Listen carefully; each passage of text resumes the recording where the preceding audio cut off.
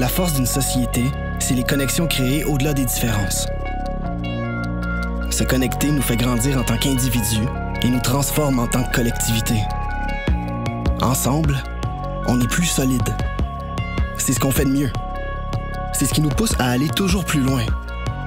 Car les connexions, c'est ce qui rend notre monde plus fort. On connecte. On accepte. Fierté littéraire reconnaît que nous sommes des invités sur cette terre. Nos activités se déroulent sur le territoire non cédé du nom de Tiohtià:ke, connu par les Blancs comme étant la ville de Montréal. C'est la nation Kanien'kehá:ka qui en est le gardien. C'est dans le respect des liens avec le passé, le présent et l'avenir que nous reconnaissons les relations continues entre les peuples autochtones et non autochtones. En tant qu'organisme voué à la justice sociale et à l'entraide, il est crucial de reconnaître les conséquences passées et actuelles du colonialisme. Nous encourageons tout le monde à apprendre davantage sur l'histoire de ces territoires et à soutenir la résistance autochtone ici et ailleurs sur l'ensemble de l'île de la Tortue. Nous appelons tous et toutes et tous à aller au-delà du discours et de s'orienter vers la réflexion dans un premier temps, puis vers l'action individuelle ainsi que collective avec, par et pour les peuples autochtones.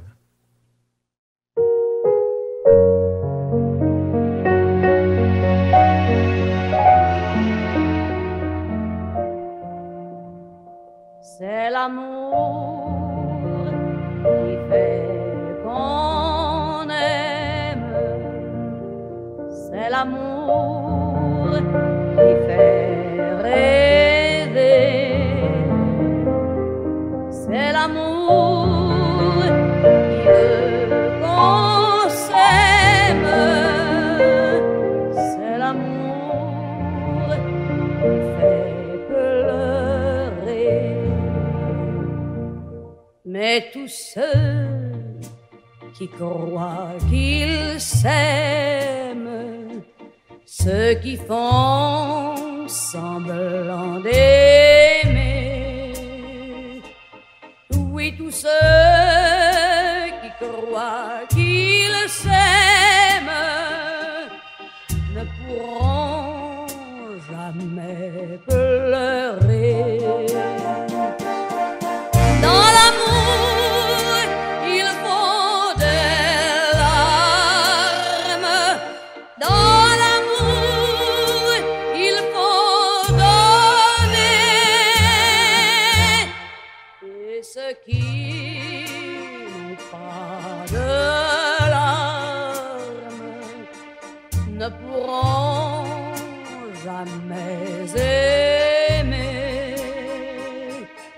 Il faut tant et tant de larmes pour avoir le droit d'aimer.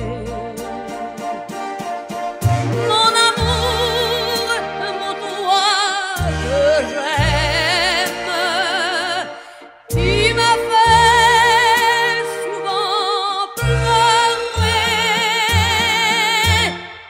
J'ai donné mes larmes, j'ai pleuré pour mieux t'aimer. J'ai payé de tant de larmes pour toujours le droit d'aimer.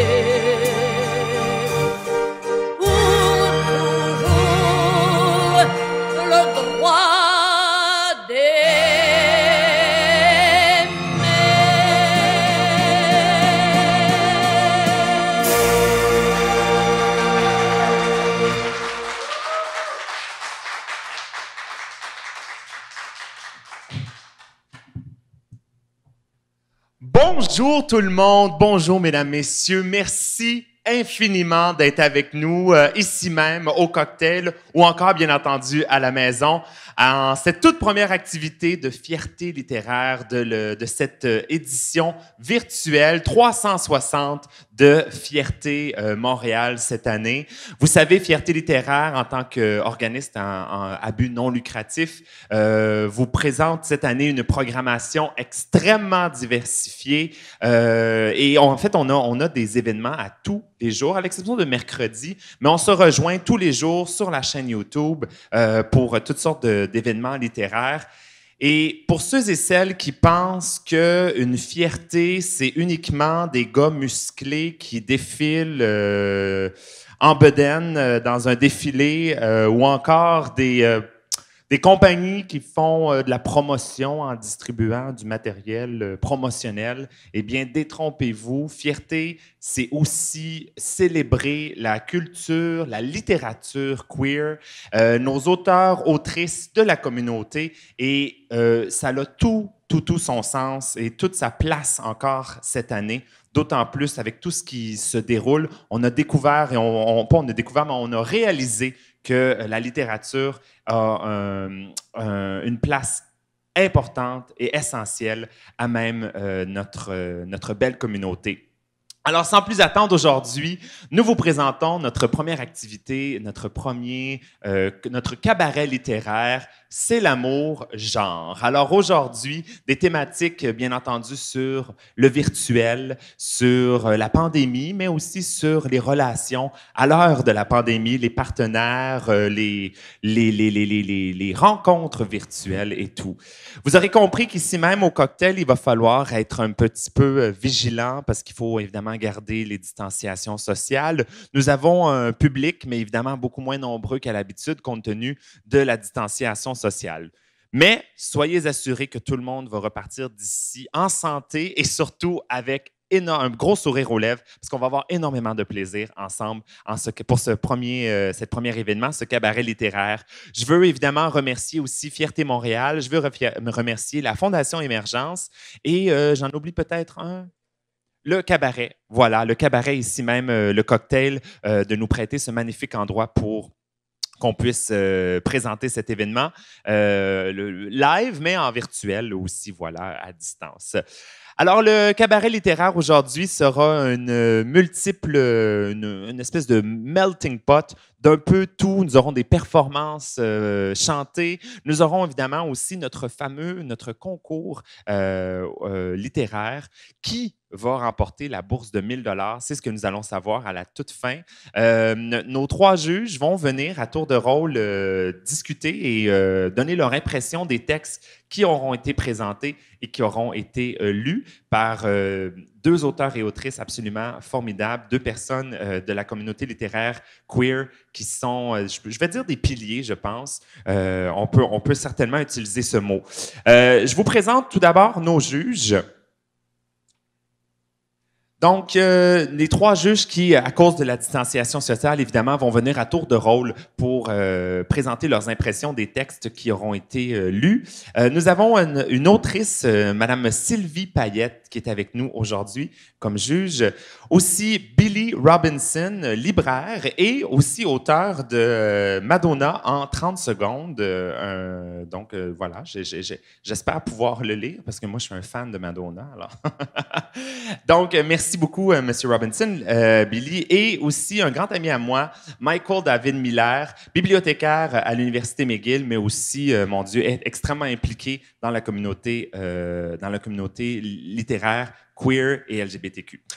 Sur ce, on va débuter ce cabaret littéraire en vous présentant une chanteuse que j'adore.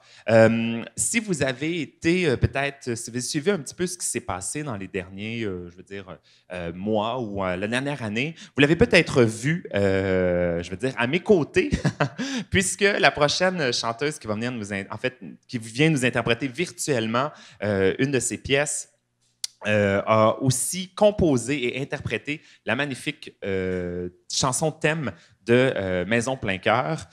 Donc, c'est avec un grand honneur, un immense plaisir que je vous présente sans plus tarder dans son interprétation de sa chanson « Come With Me ». Voici Julie Curley. Je vais débuter par une chanson d'amour. L'amour, genre.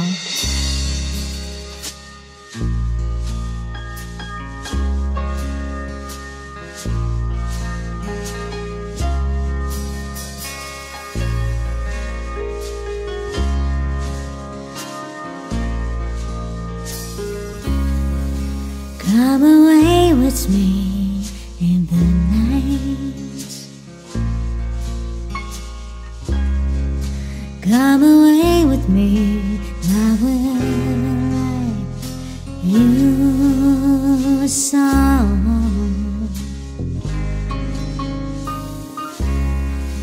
Come away with me on a bus.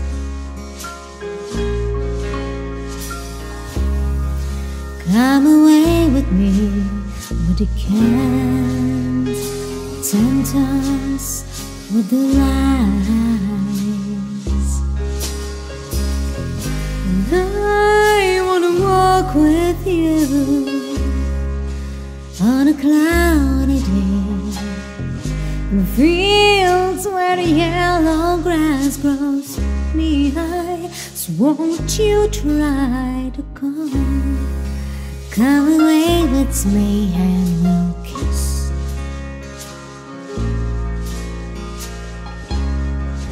Come away with me, love, never stop loving you.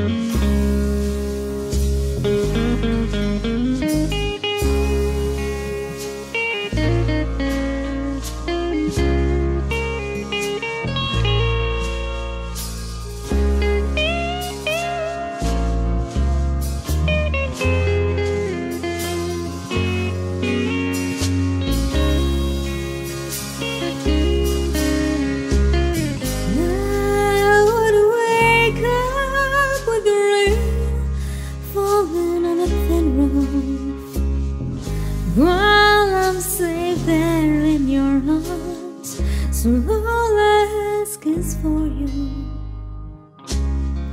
to come away with me in the night.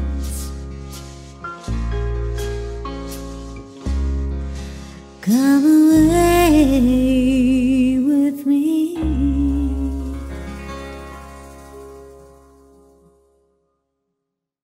Merci infiniment, Julie Curley. Quelle artiste, chanteuse extraordinaire. Elle aussi issue de la communauté LGBTQ, bien entendu. Et vous allez pouvoir, vous allez entendre parler encore de Julie aussi lors de notre événement de vendredi, le 14 août, que j'aurai la chance d'animer puisque c'est une de nos autrices qui va venir aussi nous parler dans notre événement de vendredi. Mais je vous en reparle un petit peu plus tard. Sur ce, débutons tout de suite une de nos premières lectures. Je vais inviter quelqu'un que vous connaissez absolument, je l'ai dit tout à l'heure, un pilier de la communauté littéraire LGBTQ, quelqu'un qui n'a même pas besoin de présentation, je pense que je pourrais le dire, qui aussi sera des nôtres pour animer le jeudi 13 août, Transpoésie. Une soirée de poésie, je vous en parle aussi tout à l'heure. Alors, mesdames, messieurs, pour la première lecture de ce texte, voici Pascal Cormier. Un texte de Lydia Pelletier, Elle et lui. Ça a commencé au milieu de la journée. Les muscles un peu raqués, la peau bronzant au soleil et les interminables ruisseaux de sueur sur le visage. Je m'essuyais le front juste sous mon vieux chapeau en cuir. Puis j'ai renfilé mes gants et me remis à l'ouvrage comme si de rien n'était. J'étais stressé, comme quand on essaie d'impressionner une fille. Ça avait le mérite d'être conséquent, parce que j'essayais justement d'impressionner une fille. Ou en tout cas, je m'y préparais. Et tous ceux, celles et celles qui ont déjà voulu faire ça savent que c'est pareil. J'avais une date ce soir-là, avec elle. C'était pas n'importe quelle elle, c'était elle. Elle que j'avais connue au hasard d'un swipe un soir de semaine. À ce moment-là, je pensais pas que c'était elle. Je pensais juste que c'était une d'elles. On avait jasé un peu, échanger nos pronoms et nos accords, et prévu de se voir un de ces soirs qui n'ont pas de lendemain. Ça, c'était sans compter sur une pandémie mondiale qui allait reporter tous nos plans à plus tard. Confinés chacune de notre bord, pendant 2 mois, on a continué à jaser. Jaser de tout et de rien, de moi, de elle, de nous. C'est là qu'à un moment donné, on s'est envoyé des cœurs. Des tout petits cœurs qui volent. Tout petits, comme pour pas déranger. Qui volent comme s'ils étaient envoyés nonchalamment au gré du vent, sans destination précise. Ou peut-être que... Mais là, ce soir-là, c'était le grand soir. Et pour une des premières fois de ma vie, c'était probablement un soir avec un lendemain. Dès que j'eus fini de travailler, je rangeai les outils, je saluai mes collègues qui partaient déjà en pick-up et je m'engouffrai à travers la haute puis la basse ville jusqu'à mon petit 3,5. Je montai l'escalier brinque-ballant à l'arrière de l'immeuble. « Bonjour, mon amour !» C'était lui. Je le rejoignis sur le divan et je l'embrassai. Un sourire amusé lui traversait le visage. « Alors tu la vois enfin ce soir? »« Oui, dis-je en cachant mon visage dans son épaule. Je vais mourir. »« Ben non, me rassura-t-il. J'avais encore quelques heures pour me préparer. Donc, soyons honnêtes, quelques heures pour angoisser. Première étape, la douche. Je laissais disparaître dans le drain les couches de sueur et de terre qui me recouvraient le corps. J'aurais aimé y voir disparaître mon anxiété, mais il faut croire qu'il y en avait trop de couches. Je ressortis, propre malgré tout. J'inspectais au passage mes cheveux fraîchement coupés à 3 mm pour elle. Lui préférait mon ancienne coupe, mais il avait tout de même méticuleusement participé en inspectant chaque cheveu rebelle de 4 ou 5 mm. Ça faisait longtemps qu'on s'envoyait des cœurs, lui et moi. Des gros cœurs qui éclatent et tombent en une pluie d'autres cœurs. Je pouvais compter sur lui et lui sur moi. Il était mon lui et j'étais son elle. Satisfaite de mes cheveux, je contemplais dubitativement ma poitrine devant le miroir. Bindé ou pas bindé? Telle est la question. J'ai choisi la deuxième option, mais ce n'était que la première étape du long processus de l'habillement. J'ai quitté donc la salle de bain vers la chambre où le plus gros de l'affaire était encore à venir.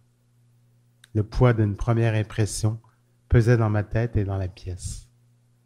De leurs yeux avertis, lui et le miroir me conseillaient sur ma tenue, tandis que je dépossédais mon placard. Tous les deux savaient qu'après quelques conseils judicieux, il était préférable qu'ils se taisent et me laissent seul juge du résultat final. Ce petit jeu quotidien ne se jouait pas à deux. Après de longues tergiversations devant mon miroir, j'arrêtai mon choix sur une paire de boy shorts, la plus neuve de ma garde-robe, mon chandail préféré, un t-shirt d'homme bleu marine qui soulignait bien mes biceps tout en effaçant un peu ma poitrine, une paire de shorts rayés pour le punch et mes sandales préférées pour le confort. À la dernière minute, j'ajoutais un petit pendentif représentant 3 étoiles. Quand je regardais dans le miroir, je me voyais moi, ni trop il, ni trop elle. Ce rituel accompli, je pouvais respirer un peu. Mais l'attente n'était pas de tout repos. J'attendais impatiemment un message d'elle. Elle devait partir d'un moment à l'autre pour venir me chercher. J'avais l'estomac serré et je ne tenais pas en place. Je faisais les 100 pas de long en large dans nos 3 petites pièces. Lui aussi sentait mon stress et ses yeux bleus parcouraient l'appartement au même rythme que moi. Enfin, je reçus le message tant attendu. Je pars de chez moi. petit cœur qui vole. Mon sourire touchait presque mes oreilles, mais mon rythme cardiaque semblait avoir vu un mammouth. Je vérifiais le contenu de ma sacoche. « Tu as pris des condoms? » J'en ai un dans mon portefeuille, mais j'accourais presque jusqu'à la table de chevet, où j'y attrapais une poignée ambitieuse de condoms que je larguais en vrac dans mon sac. C'est pas parce qu'il y a un lendemain qu'il faut pas être préparé. Je repris mes 100 pas, mais plus rapidement.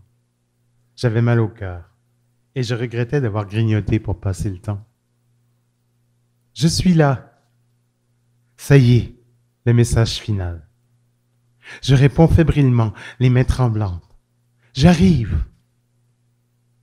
J'enfilai mes sandales et ma sacoche. Il vint m'embrasser et me souhaiter bonne chance, avec de l'amour plein les yeux. Je me retrouvais face à face avec moi-même et la porte d'entrée. Je posai ma main sur la poignée, mais je n'osais pas la tourner. Je pris 3 grandes inspirations. J'étais comme au théâtre, quand, encore dans les coulisses, les comédiens et comédiennes attendent le bon moment pour se dévoiler. Je ne sais pas qui dit enfin la réplique qui commandait mon entrée, mais je tournai finalement la poignée et me retrouvai dehors, du haut de mon balcon. Au volant d'une voiture noire, elle m'attendait. Merci beaucoup Pascal, merci beaucoup Lydia pour de nous avoir présenté ce beau texte. J'avais donc invité maintenant un de nos 3 juges. Un petit rappel, nos juges aujourd'hui sont Sylvie Payette, Billy Robinson et Michael David Miller. J'avais donc invité Michael à venir se joindre à moi qui va faire des petits commentaires sur le texte de Lydia qu'on vient de lire. Alors, merci Michael, bonjour, ça va? Oui, ça va, un merci. Petit texte particulier, hein, évidemment encore sur la thématique du virtuel, de la pandémie, de tout, des relations à distance, on va se le dire, parce que c'est un peu ça dans ce temps-ci. Qu'est-ce que tu en as pensé? Et moi, je peux vous dire tout de suite, ce que j'ai adoré avec cette histoire, c'était que ça montrait un amour pur, d'un couple ouvert qui se soutient. On le voyait dans le texte avec il qui aidait Yael avec ses cheveux, la rappeler d'apporter des condoms, etc.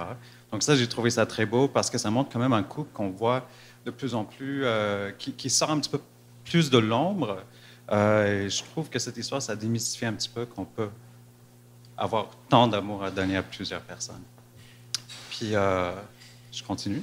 Oui. Est-ce que tu penses que c'est une réalité qui est peut-être moins connue, ça, tout l'univers du... peut-être, je vais dire, c'est pas nécessairement du trouble, parce que là, il n'est pas question nécessairement de ça ici, mais de l'amour en dehors du couple plus traditionnel à 2 personnes. Est-ce que tu penses que c'est quelque chose qui vient amener un peu ça? Toi, ta vision là-dessus, ça parle? Moi, je trouve que ça a montré quand même un côté très positif d'un couple ouvert. Okay. Parce que je crois qu'il y a quand même beaucoup de préjugés à l'égard des couples ouverts. Et pour moi, ça m'a... J'avais pas des préjugés à l'égard des couples ouverts, mais je crois que ce texte, ça aide à démystifier un petit peu...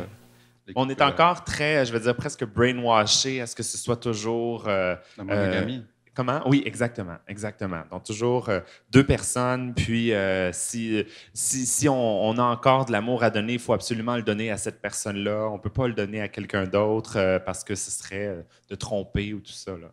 Exact. Il y avait une autre partie du texte que j'ai beaucoup aimée, et c'était son utilisation du français inclusif, du français non-genré, ou du français neutre. Moi, je tripe beaucoup sur les personnes qui osent utiliser du langage qui n'est pas proscrit. Parce qu'on sait que l'Académie française, le QLF, ne recommande pas l'utilisation du français inclusif. Oui. Donc, j'ai beaucoup aimé ça pendant le texte, l'utilisation non seulement du doublé abrégé, lorsque vous lisez le texte, vous le verrez, et aussi des néologismes comme Yael. Comme je crois qu'elle avait... l'autrice avait aussi utilisé celui et celle. Donc, j'ai beaucoup aimé ça aussi dans le texte. Puis, finalement, lorsque vous regardez le texte en soi, ce qui est très beau, on parle beaucoup de elle et de lui dans le texte, et on voit que chaque fois qu'on mentionne elle et lui, c'est en majuscule. Donc, ça montre, je trouve ça très beau, cette utilisation juste du majuscule dans le texte. Pour donner comme de l'importance, justement, aux personnes, dépasser le genre, finalement. Tu sais, Oui. c'est ça, c'est vraiment très, très intéressant. Ben écoute, merci beaucoup. Merci beaucoup, Michael.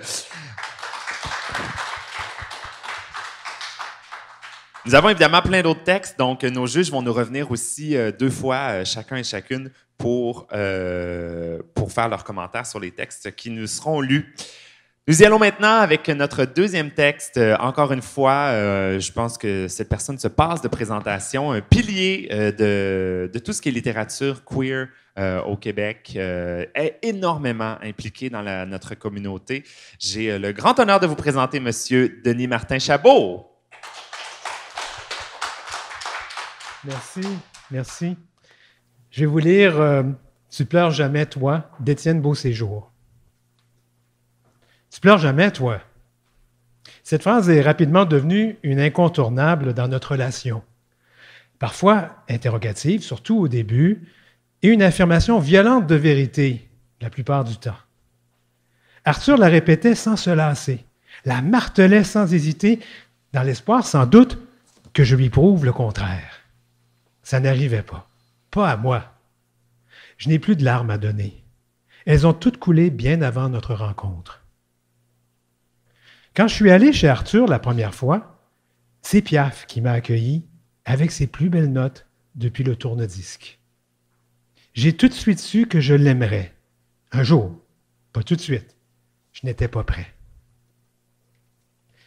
Arthur m'a invité à le suivre, un verre à la main.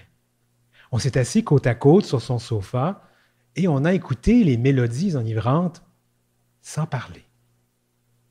J'ai surpris une larme qui roulait sur sa joue. « Qu'est-ce qui t'attriste comme ça? » Je suis toujours ému par les grandes chansons françaises. Il m'a décroché un sourire sincère, puis a ajouté d'un ton moqueur « Hey, tu pleures jamais, toi? » J'ai été piqué au vif. Je l'ai joué faussement offusqué, mais je sentais bien qu'il me savait à découvert. Il a eu l'amabilité de ne pas creuser davantage ce soir-là. Mais il n'en resterait pas là. Comme les autres, il finirait par comprendre que quelque chose ne va pas chez moi. Il finirait par réaliser que je suis brisé. Il finirait par s'en aller. À mon grand étonnement, il est resté. En revanche, chaque fois qu'un film dramatique tire-larme l'émouvait, qu'un vieux couple adorable se câlinait dans la rue, ou qu'un musicien pianotait quelques notes pendant nos promenades, Arthur pleurait. Chaque fois qu'il pleurait, voyant que je ne me laissais toujours pas aller, il me redisait la phrase tant redoutée. Chaque fois, je m'efforçais de sourire et de détourner le sujet. Chaque fois, à l'exception de la semaine dernière. On écoutait la radio en cuisinant, quand Piaf nous a pris par surprise. Arthur a immédiatement placé son couteau pour placer la main sur son cœur. S'en est suivi son « ah » qui fait son charme. Puis avant même que le refrain de « La vie en rose » ne berce nos oreilles, des larmes de joie irriguaient les yeux de mon amoureux. J'ai souri, mais une partie de moi appréhendait la conversation que nous aurions. Je savais qu'elle viendrait, je n'attendais que le signal. « Tu pleures jamais, toi? » Il avait opté pour l'affirmation douce, cette fois. Douce, mais pas indolore. J'ai inspiré profondément avant de répondre. J'ai déjà pleuré. Trop. Arthur m'a regardé avec compassion. Son demi-sourire m'a confirmé qu'il n'attendait que cette explication lui aussi. Il piquait l'huître pour la forcer à s'ouvrir. Ce n'était pas la meilleure stratégie du monde, mais elle avait fini par porter fruit. De joie ou de tristesse? Les deux. Surtout de tristesse. J'en ai eu assez, j'imagine. Alors tu ne pleures plus? Non. Tu n'as même pas envie des fois? Des fois, mais jamais au bon moment. Il n'a pas détourné le regard et a penché la tête sur le côté, comme à chaque fois qu'il ne comprend pas quelque chose. Je poursuis. Il y a toujours des gens qui pourraient m'entendre ou me voir. OK. C'est pas beau quand je pleure. Et Arthur m'a pointé ses yeux bouffis, ses joues rosés en riant. T'es en train de me dire que tu me trouves pas cute parce que je viens de pleurer? J'ai soupiré. Il me prenait au piège. Toi, c'est pas pareil. Ça te va bien, l'émotion. C'est cute que tu t'émerveilles de tout. Ça fonctionne juste pas pour moi.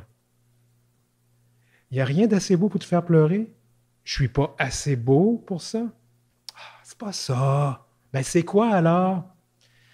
J'ai hésité. Les mots qui me sont venus en tête n'avaient pas leur place dans cette conversation, mais c'était les seuls que j'avais. Ils sont sortis sans que je les contrôle et beaucoup plus fort que je le voulais. C'est que les vrais gars, ça pleure pas pour rien. Un silence de mort s'est installé. J'avais merdé, je le savais. Je n'arrivais même pas à croire que j'ai pu dire une chose pareille. Pour vrai, là, en 2020, c'était pourtant bel et bien comme ça que je me sentais. Arthur s'est crispé. Puis moi, c'est correct parce que je ne suis pas un vrai gars. C'est pas ça que je veux dire. Tu le sais, toi, t'es... Non. Moi, je suis assez fin pour la laisser passer celle-là. Parce que j'ai été intimidé au secondaire, décrit partout d'en face. Puis je suis tellement fin que je vais te dire qu'on t'a clairement pas assez dit c'est correct d'avoir des émotions. C'est pas juste correct, c'est même essentiel. Gère-toi comme tu veux, mais bloque-la pas. OK. Arthur me regardait avec tellement de tendresse. Il voulait sincèrement m'aider. Il ne fuirait pas la petite chose brisée que j'étais. Je me suis senti fondre. Était-ce l'amour? Non, pas encore. Mais ça n'en était pas très loin, par contre. Et je te laisse couper les oignons, c'est peut-être le déclic qu'il te faut. Il a voulu détendre l'atmosphère par l'humour. Ça a passablement fonctionné. Disons que ça nous a acheté la paix pour la soirée. On s'est assuré qu'elle resterait en choisissant une comédie exempte d'émotion comme film de fin de soirée, film de veillée. Ce soir marque les 2 mois de notre première rencontre. Par un hasard fortuit, c'est la nuit blanche à Montréal. Arthur nous a préparé un itinéraire détaillé et plutôt surchargé. Nous passerons donc 30 minutes au Musée des Beaux-Arts de Montréal. Nous marcherons jusqu'au Musée d'art contemporain en faisant escale dans un petit bar de la rue Sainte-Catherine, à la suite de quoi nous profiterons des expositions pendant 30 autres minutes avant de gagner la place des festivals pour un tas d'autres activités que j'ai oubliées. Je suis épuisé d'avance. Notre début de soirée se passe comme prévu. La température est clémente. Les fêtards crient leur bonheur dans les rues. Arthur est délicieux dans sa chemise Bourgogne. Chaque chose est à sa place. Par contre, en marchant sur Sainte-Catherine, une affiche attire mon attention. Le chœur gay de Montréal se produit dans une église. Est-ce que c'est au planning? Qu'importe. Je pointe l'affiche à Arthur, qui s'enthousiasme et me traîne par la main jusqu'à l'entrée. Au diable les autres expositions. On s'installe au 3e rang. Le spectacle est déjà commencé, mais on est arrivé en 2 chansons. On a le temps de se coller quelques secondes avant que le chœur se mette à chanter les premiers mots de deux par deux rassemblés de Pierre Lapointe. C'est beau. Alors, c'est pas seulement beau, ça transcende la beauté. Ça me secoue. Ça me remue en moi là, ce que je pensais avoir oublié. Arthur pose une main tendre sur ma cuisse. Je sens l'émotion monter. Je résiste. C'est beau, mais ce n'est pas le moment. Je vais déranger les autres spectateurs. J'aurais l'air de perdre le contrôle. J'aurais l'air faible. Je regarde autour de moi. Tous les yeux humides de l'assistance sont tournés vers le cœur. Sur toutes les lèvres, un sourire. Un sourire, mais aussi une bonté, une ouverture, un esprit de franche camaraderie, d'acceptation. Je suis en sécurité. Je suis bien. Ce que je vis est beau. Je ne peux pas imaginer un meilleur moment, un instant plus parfait, maintenant. La digue cède. C'est bruyant, brut, brutal. Mes larmes détruisent tout sur leur passage. Elles ravagent mes doutes, balaient ma douleur. Elles creusent des sillons d'amour dans mes joues. Quelle libération! Je sens au tremblement de sa main qu'il pleure aussi, qu'il a vu mes larmes, qu'il sait ce qu'elles veulent dire.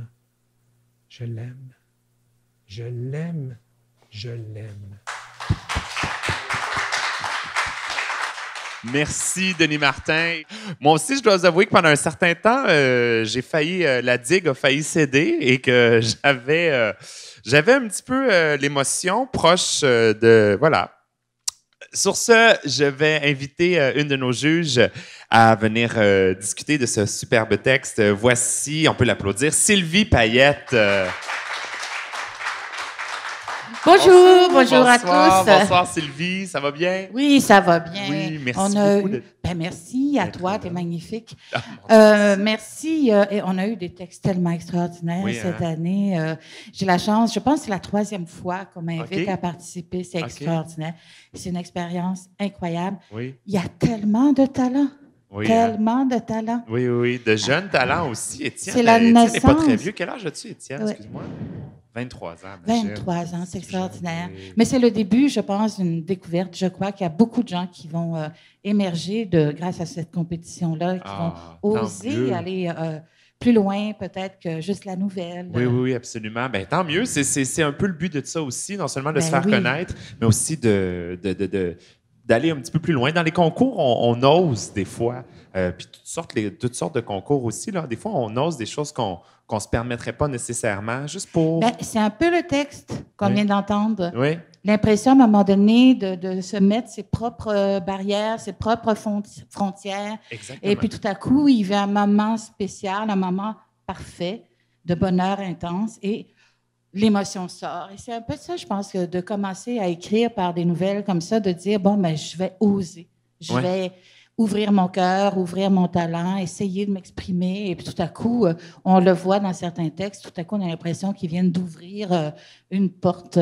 Oui, mais se rendre vulnérable un petit peu, comme tu sais... C'est pas facile. Non, c'est pas facile. Bien pour personne. Surtout quand, par exemple, dans ce texte, on sent que j'arrive pas, on en a parlé, les juges, on n'arrive pas à savoir si c'est une histoire vraie ou pas. Et c'est ça qui est fabuleux dans ce texte-là. Oui. Mais on a des fois l'impression que c'est vécu parce que c'est extrêmement bien raconté. Oui. Ça va dans différents genres. Moi, j'ai beaucoup apprécié qu'il passe le dialogue, la nouvelle, l'humour, l'émotion, et tout ça est en crescendo. Alors, on commence, on dit, où est-ce que ça s'en va? Non, il n'a pas dit ça pour vrai. Là, il y a quelques blagues, on sourit, et puis, on sent l'émotion qui nous prend tranquillement jusqu'à la fin.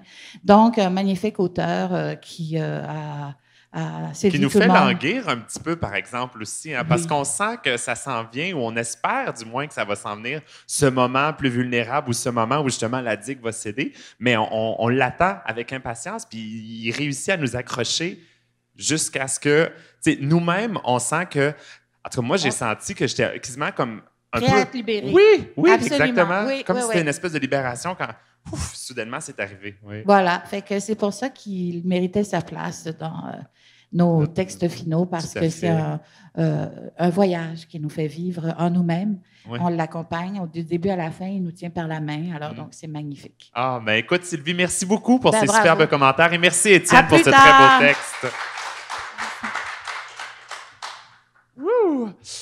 Wow! Mon Dieu, on a déjà plein de belles émotions, plein de belles discussions. Mon Dieu, que je suis extrêmement, extrêmement chanceuse et choyée de pouvoir être ici aujourd'hui et parmi tout ce beau monde avec tous ces textes, ces finalistes.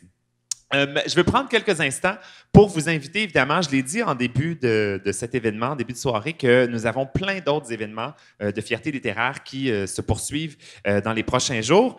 Je vous en parle très rapidement. Demain, mardi, le 11 août, nous aurons notre 4e édition du Combat des mots qui sera animée par Amélie Boivin-Anfield. Amélie Boivin-Anfield, que vous avez probablement déjà entendu sur les stations de Radio-Canada, du Canada, entre autres, pour Samedi de lire.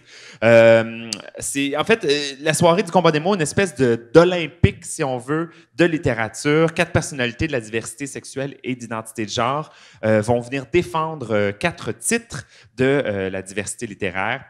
Et donc, pendant 1 heure très intense de ronde d'élimination, les personnalités vont débattre et déterminer évidemment le livre gagnant. Donc ça, c'est demain à 18h, aussi sur notre chaîne YouTube, exactement au même endroit où vous regardez en ce moment le combat des mots, demain à 18h.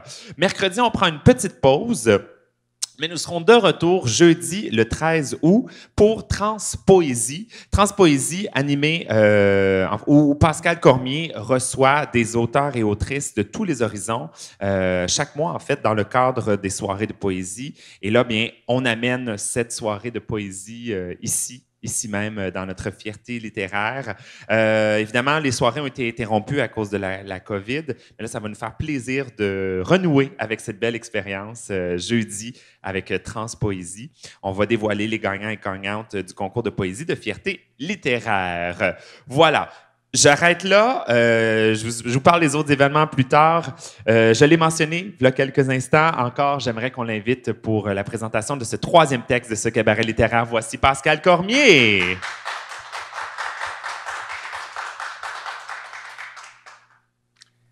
Un texte de Mathilde Bombardier, Épiphanie. There's a blue bird in my heart that wants to get out. Charles Bukowski. Le vent souffle sur ma peau. L'été arrive à Montréal. Je laisse la brise caresser mon visage et j'inspire profondément, les yeux clos. Je me sens bien. Pour la première fois de ma vie, je me sens entier, entière, complet, complète. Ces derniers mois, qui me semblent des années, je me suis écouté.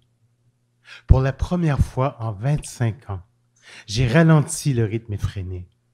J'ai osé m'arrêter. Plus que la volonté, une nécessité. Assourdir le vacarme, atténuer l'autour pour entendre le dedans. Offrir une voix à celle-lui que je rejetais. Dans ce silence épais, enfermé en moi-même, j'ai attendu, tendu l'oreille, tu mon esprit, afin de laisser en moi naître l'épiphanie. Non binaire. C'est étranger, et pourtant je le sens. La moindre de mes cellules frissonne, se réveille, prend parole. Ça sonne doux, ça sonne bon, ça me calme. Je suis perdu. Je pensais aimer la vitesse, le monde qui bouillonne, sans prendre le temps de penser ses blessures. On court, on court, on court, sans jamais regarder celles que l'on laisse à côté. Je trouvais grisant de suivre cette cadence. En avance, toujours, allez! Il fallait être la première, la meilleure, la vainqueur. Le féminin me blesse. Que gagne-t-on à se fier aux cases? Elles me restreignent, m'incommodent, me font mal. J'ai toujours aimé les filles. Je ne l'ai pas toujours su. Comme beaucoup, j'ai réprimé ce désir. J'ai enfoui le plaisir. J'aimerais être un garçon pour être amoureux de Christina. Et je dis à ma mère. J'avais alors 6 ans. Christina était belle. Je l'aimais. Je ne me rappellerai jamais de ce qu'a répondu ma mère. Je me souviens par contre des mots qu'elle n'a pas prononcés. Ces mots qui, durant 20 ans, partout, j'ai cherché. Pansexualité, non-binarité. Ces mots qui tournent et envahissent mon esprit. Ces 2 mots qui me délivrent à 7000 kilomètres de là où j'ai grandi. J'ai toujours eu peur de perdre mes dents, des parties de jeu, des amis, mon père. L'abandon résonne en moi comme une plaie. Et cette question, qui a bien pu me quitter? M'emmener dans un bois et y lâcher ma main. Qui a ouvert en moi cette béante blessure que je cherche à guérir à travers l'écriture? Et si c'était moi? Et si j'étais mon propre bourreau? Manquant de mots et de modèles, je me suis laissé remplir de couleurs. Pourtant, je le sais, aucune ne m'appartenait. Je les mettais pour plaire, pour convenir, pour être assez. Pour ma mère, pour mes pères, je revêtais cet habit inconfortable de féminité. Il me gratte et m'irrite chaque jour de toutes ces années. Pourtant, je m'en parais. Alors, qui subit? Qui inflige? Est-ce moi ou bien l'idée de moi que l'on m'a imposée? Je me revois adolescent, adolescente, désemparé, ne sachant pas quoi faire ou à qui me fier. Je me revois enfant, presque déguisé, afin de répondre aux souhaits toujours genrés. On. Je déteste ce pronom. Il camoufle, il détache. Il empêche de nommer tous les acteurs de cette tragédie. Appelons-la société. Cette société qui allume, dessine, inspire, qui façonne une image pour ses nombreux disciples. Je vous hais, majesté, je ne peux que vous trahir. Étouffant, étouffante, et ruisselant, ruisselante à force de courir, j'en ai perdu mon souffle et failli en mourir. Heureusement, dans ma chute, je me suis entrevu. Une autre vie est possible. Renaître, serait-ce mon ultime remède? Pour cela, j'ai besoin de faire face à mes peurs. Allait-on m'aimer si je me dévoilais? Si, enfin, fatigué, au bord de la fracture, je délestais mon corps de quelques couvertures? Coming out. Je n'aime ni le mot, ni ce qu'il représente. Je ne suis sorti de nulle part, sinon de vos égaux. Il donne l'illusion que l'on peut s'échapper. Non, partout grouille la vie, et ses yeux qui épient. Sortir du placard. C'est dans vos regards que j'étais enfermé, invisible dans la grammaire, absent, absente du dictionnaire. Et pourtant, me voilà, comme de retour de voyage. Un peu hâlé, revigoré, je me suis trouvé.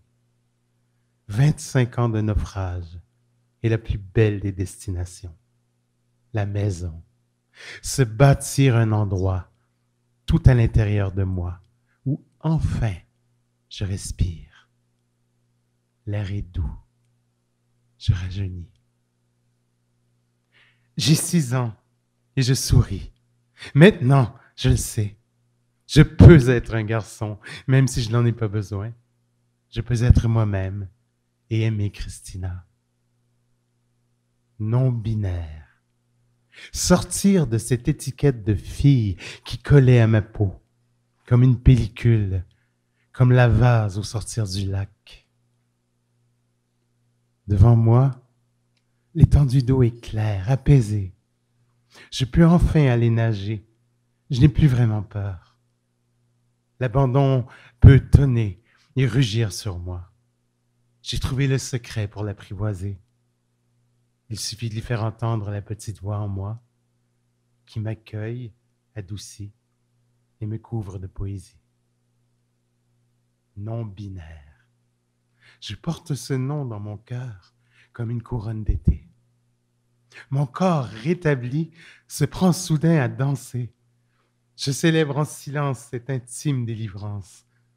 Dans un coin de mon âme, je me suis retrouvé. Dois-je le dire ou le taire? Je me sens partagé.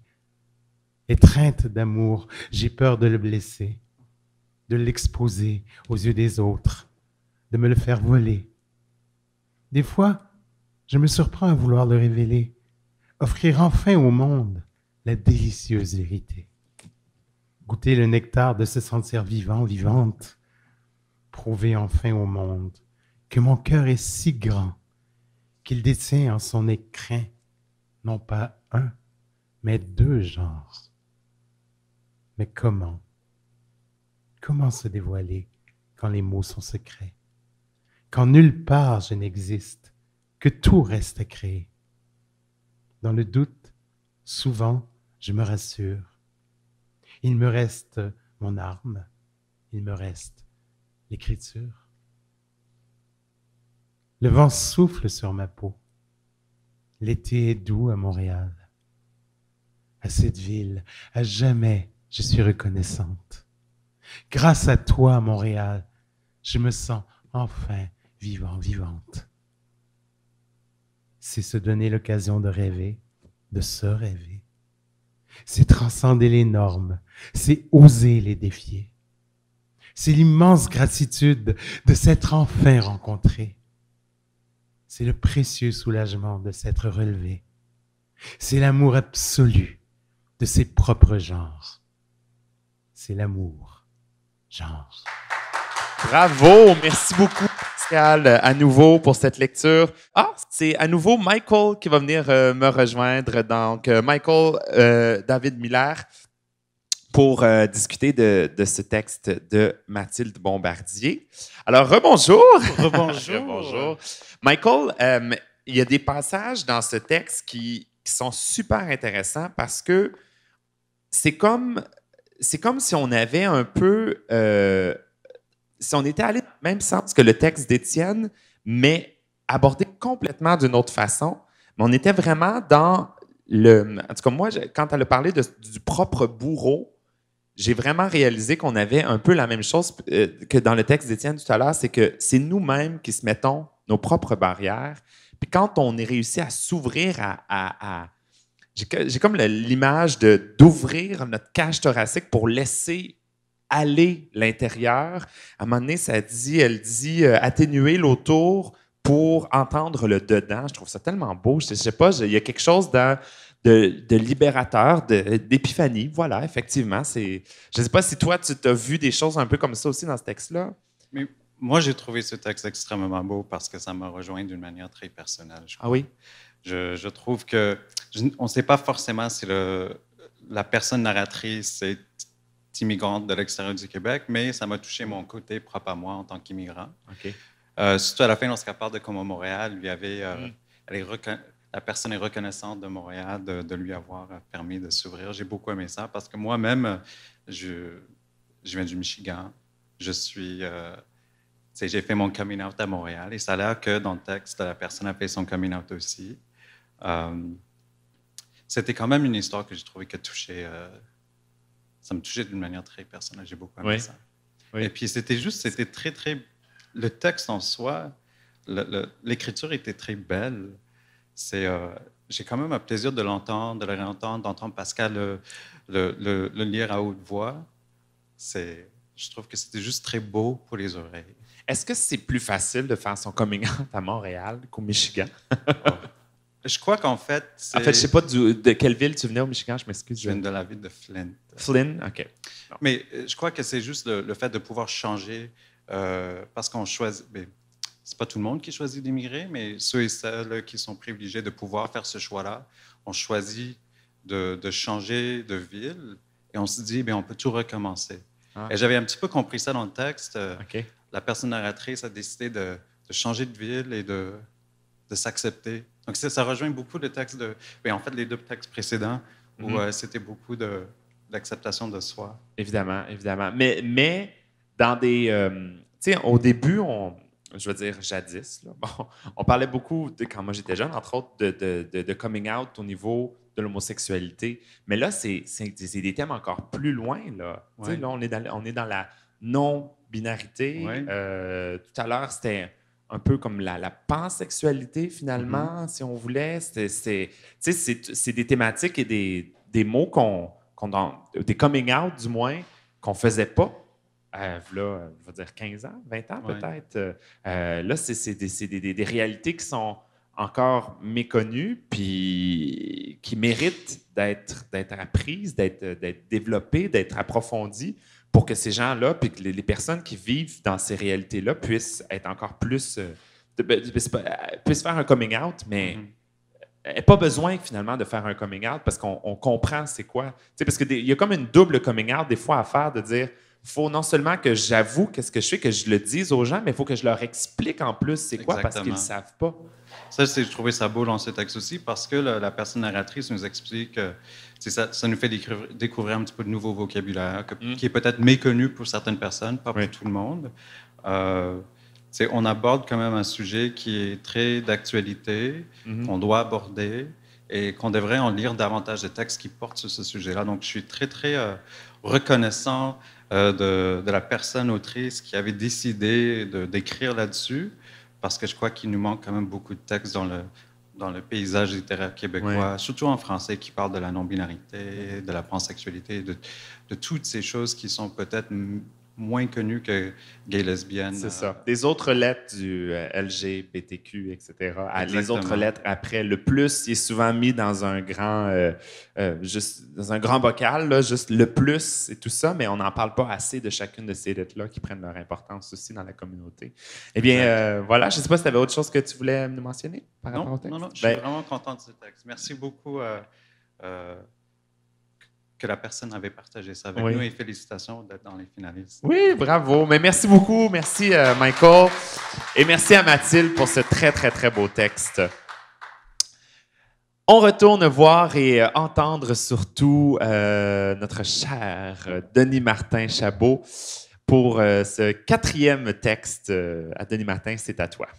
Alors, pour ceux qui le voient, là, on met nos masques et on les enlève uniquement lorsqu'on est sur scène.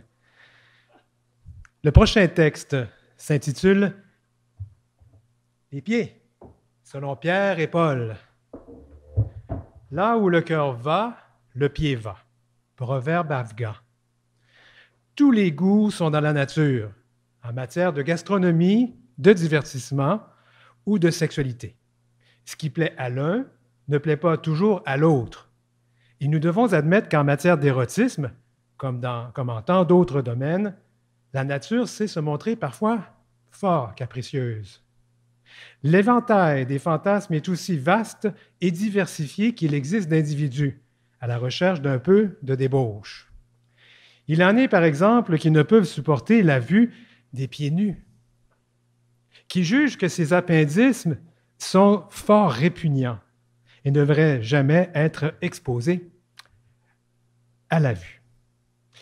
Mais il s'en trouvera d'autres pour les vénérer, pour les glorifier, et n'avoir d'autre dessein que de les enchasser au panthéon des merveilles de la création. C'est le cas de Pierre, comme c'est aussi celui de Paul. Tous deux considèrent les pieds comme de puissants déclencheurs de désir et l'expression même du plaisir charnel. Pierre et Paul ne se connaissent pas, habitent à des kilomètres l'un de l'autre, mais tous deux ont en commun le goût des hommes et celui de leurs pieds. Leur passion, proche du fétichisme, a aussi ceci de semblable qu'elle se vit en secret. Porteurs du même désir, coupables, ni l'un ni l'autre n'oseraient avouer cette inclination singulière, pas même à leurs amis les plus intimes. Pas parce qu'ils la jugent condamnable, mais de peur qu'en l'officialisant, leurs fantasmes ne rejoignent les rangs de la banalité, et de là perdre toute impudicité, laquelle, on le sait, tient souvent une large part dans l'assouvissement du plaisir. En mode de séduction, nous sommes tous prisonniers de nos préférences et nos envies nous servent à la fois de moteur et de balise. Nous ne démontrons de l'intérêt que pour les corps conformes à notre charte d'esthétisme personnel. Nous éliminons d'emblée tout ce qui, à notre avis, n'est pas assez grand, pas assez mince, pas assez rond. On ne recherchera que des profils grecs, où les nez légèrement busqués, les peaux devront être claires ou basanées, c'est cela. Puis l'attention se portera sur les lèvres. Elles pourront être minces ou pulpeuses, mais toujours sensuelles, sans être vulgaire. Idem pour le gabarit des jambes, la couleur des cheveux ou celle des yeux. Il y aura ceux qui ne supportant pas la présence du moindre poil et ceux prêts à se damner pour un torse ou des cuisses velues. Mais qu'ils fussent beaux de visage et de corps, que leurs lèvres soient charnues, qu'ils soient sveltes de taille et étroits de hanches, tout cela n'avait de valeur aux yeux de Pierre et Paul, que si leurs pieds répondaient d'abord à certains critères. Sinon, désolé, mais la proie convoitée était aussitôt rejetée. Depuis qu'ils sont en âge de le faire, Pierre et Paul ont toujours préféré draguer l'été, période de faste pour les amateurs de pieds. La mode qui a ramené chez les hommes le port des tongs et autres sandales minimalistes leur donne enfin cette opportunité d'assister au spectacle gratuit de leur fantasme le plus cru. Si tous ces va-nu-pieds étaient conscients des désirs qu'ils peuvent éveiller aux yeux de ces deux hommes, sans doute s'en trouverait-il pour en être incommodés et éprouver le besoin de se couvrir. Observer à la dérobée les pieds des hommes était devenu une activité à laquelle tous les deux s'adonnaient en toute impunité jusqu'à l'automne du moins, parce qu'après commençait une période d'abstinence, une période semblable à un long carême qui ne se terminait qu'avec le retour des chaleurs. L'esthétique du pied, selon ces deux connaisseurs, relevait d'un code simple et précis qu'obscur et maniaque. Un pied étant composé d'une ossature complexe, témoignant en cela d'une ingéniosité de son créateur, Pierre et Paul n'auraient osé parler de réussite anatomique complète que si l'ensemble des composantes s'avérait en équilibre parfait. La cambrure de la voûte plantaire, le dessin des ongles, la forme du petit ou du gros orteil, la direction que prenait l'un d'eux par rapport aux autres, d'autant d'éléments servant l'évaluation du pied mis à l'étude. Mais ici encore, ce qui peut pour l'un être considéré comme une merveille pouvait se révéler pour l'autre d'une grande banalité. N'y a-t-il chose plus énigmatique que la forme ou la mouvance des doigts de pied? Pour quelque obscure raison relevant de l'obsession, la seule sonorité du vocable « doigt de pied » les faisait chavirer. Peut-être en ce qu'il leur rappelait la dextérité de ceux des primates, ces jouisseurs nés avec qui nous partageons tant de traits communs. Le mot « orteil », toutefois, leur paraissait presque grossier, à l'opposé de toute sensualité, comme quoi la valeur et l'esthétique des mots peuvent aussi être affaires personnelles. Pierre et Paul, on l'a dit, ne se connaissaient pas, ne s'étaient même jamais croisés, mais leur obsession commune ne pouvait que les amener un jour ou l'autre sur le même sentier. Le hasard étant tout sauf fortuit, un hiver, Pierre et Paul se trouvèrent en vacances en même temps dans un hôtel réputé de Puerto Papaya. Aller voir tous deux vadrouiller la plage à la recherche de compagnie, on aurait pu croire que ces deux colosses aux pectoraux gonflés étaient faits pour l'un pour l'autre ou qu'ils devaient être unis par le sang. Derrière leurs lunettes à effet miroir, ils s'étaient vus venir de loin, suffisamment pour se donner le temps de se jauger et de s'apprécier. L'un et l'autre en étaient arrivés à la même conclusion, à savoir que rien dans ce déploiement de chair n'était fait pour lui plaire. Leurs crânes rasés de près, leurs barbes drues et leurs épaules savamment tatouées ne feraient en rien matière à allumer chez eux le moindre désir. Le temps d'un nuage, leurs ombres s'estompèrent, puis s'effacèrent, et une forte vague venue de trop près lécher leurs jambes robustes les fit perdre l'équilibre en les obligeant à se maintenir l'un l'autre. Experts dans l'art de juger les pieds d'une brève-œillade, chacun décréta que les pieds de l'autre comme incarnation même de la perfection. Mais comme rien en dehors de ceux-ci n'avait de quoi inspirer l'amour, Pierre et Paul n'aimaient que les éphèbes aux cheveux blonds, ceux dont les torses sont lisses et dont les muscles n'ont pas été altérés par l'entraînement, se saluèrent à peine. L'attirance, on le voit, est tributaire de beaucoup de choses à la fois. tout comme on ne peut affirmer que de partager le goût des pieds soit une garantie de complicité ou de toute promesse d'alliance. Pierre et Paul peuvent en témoigner. Merci beaucoup, Denis Martin. Merci sur ce super texte, Pierre et Paul. Et je trouve ça intéressant parce que, évidemment, Pierre, Paul, avec le PP pour pied, sur un texte sur les pieds, très, très, très intéressant, de Yves Angrignon. Je vais donc maintenant inviter notre troisième juge, Billy, à venir nous rejoindre. Billy Robinson. Wouh! Bonjour! Donc, Billy qui est libraire de la librairie de Verdun, c'est bien ça, et aussi qui va... Oups, est-ce que notre micro était... ce sera pas long, des fois, il prend un petit délai à s'allumer. Voilà. Alors, merci d'être là, Billy. Ça fonctionne? Oui, tout est beau? Tout fonctionne bien. Voilà, merveilleux.